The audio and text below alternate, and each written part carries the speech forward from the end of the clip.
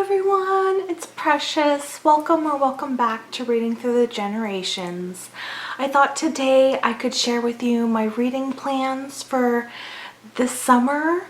The first book I'd like to talk to you about is for Caribathon, which is running from now until the 17th, excuse me, and is hosted by Comfy Cozy Up and Run Right Reads.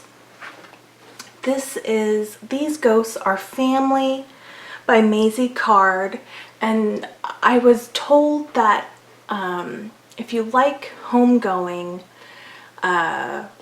this is a book that you would also enjoy. It's a family saga.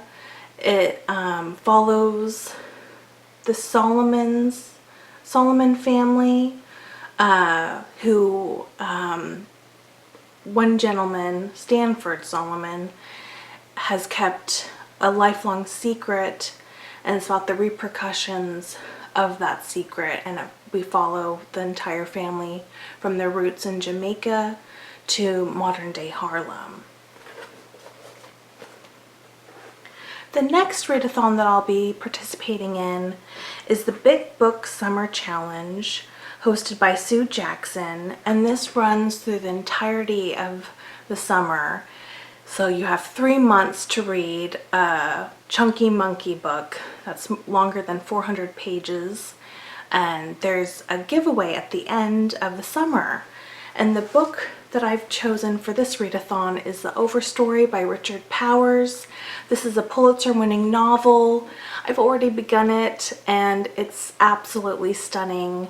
It's about the power of Mother Nature and the stories that get interwoven in our lives. I'm really enjoying it so far. The next book I like to get to is an Eva Ibbotson, A Song for Summer, and this is about a young girl who lives in London, and she is a music lover and nature lover, and let's see here. There's a mysterious garden and a dangerous secret. Sounds very intriguing. I try to always read an Eva Ibbotson book in the summertime. They're wonderful. The next book I'd like to get to is a science fiction book called A Psalm for the Wild Belt. This is what we'll be reading for June for my family's book club. I don't know much about it. I know it's set in the future, where robots have been set free, and instead of choosing to live among humans, they've decided to retreat into the wilderness. And it sounds absolutely stunning. It's a little novella, but I think it's gonna pack a punch. The next book I like to get to is called Reamble by Priya Hein.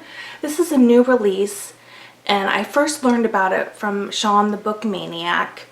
His description of it, I think it's gonna be my kind of book. I don't know much about the history of Mauritius.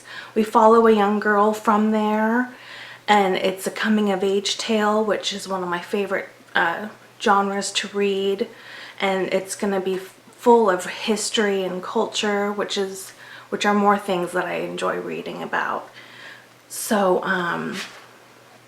we follow a 15-year-old Naomi who has no choice but to leave school and work in the house of the wealthy de Grandbourg family.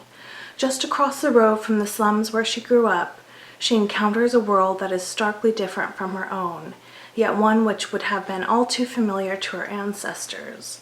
Bewitched by a pair of green eyes and haunted by echoes, her life begins to mirror those of girls who have gone before her. It sounds wonderful. Another one I'd like to get to that I started back in spring because I love to travel back to the Mediterranean in my reading is A Room with a View by E.M. Forster. This is about a young girl who travels to Italy with her auntie and meets a variety of different characters while there, and she goes on different adventures, and I really enjoyed it so far when I read it back in spring. Hopefully I can get to it. Another coming-of-age story is called All Among the Barley by Melissa Harrison. I don't know much about this story, but I know it has really, really excellent reviews. So it's set in the 1933. We follow Edie Mather in her beloved home of Witch Farm, and a mysterious woman comes to town who's full of secrets, and the young girl is intrigued by her, and I'm intrigued by this book. Another book I'd like to get to is called Children of Summer, Henri Fabre's Insects by Margaret J. Anderson. I love the cover of this book. This one says, follow 10-year-old Paul as he assists his father, the famous entomologist Jean-Henri Fabre, in the adventure of uncovering the secrets of his Children of Summer insects. You'll meet the undertaker beetle that buries dead animals, the acorn elephant beetle whose snout is so long that it must hold it straight out to keep from tripping over it, caterpillars that spin tents and roadways of silk, red ants that kidnap black ant babies and raise them as slaves, dancing scorpions, dung beetles that get their nourishment from animal droppings, male peacock moths that pay homage to the princess but don't eat a single meal as adults, and many other unusual creatures. This one sounds really fun. Then I try to always read a fantasy, and one of my most favorite authors is Paul Gallico, and this is one of the very few books that I've never read of his, and it's called The Man Who Was Magic. This is another cover that I really, really love. This one says, an enchanting journey to the fabulous hidden city of Magia, wherein dwell the master magicians of the world, and a behind-the-scenes glimpse into the mystery called magic.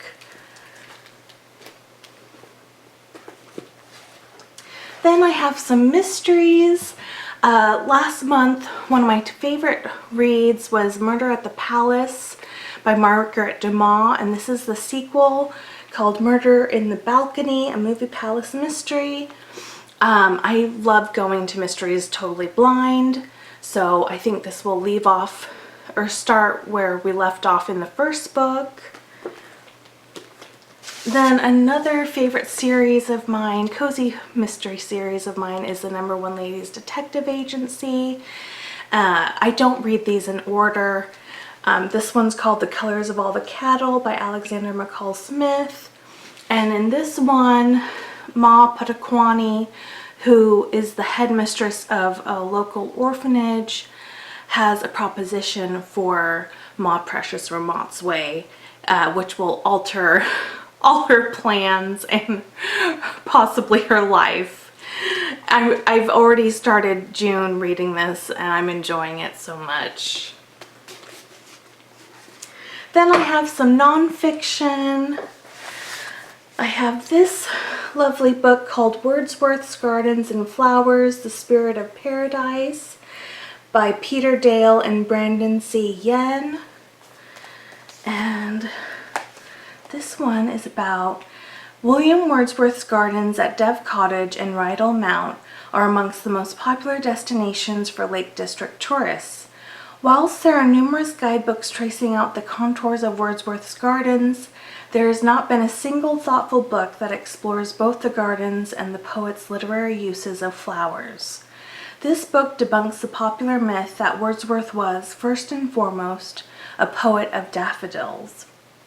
It does so by giving a vivid account of Wordsworth as a gardening poet who not only wrote about gardens and flowers, but also designed and physically worked in his gardens, and by unraveling the rich cultural, religious, and political meanings of many flowers that appear in the writings of this important British poet.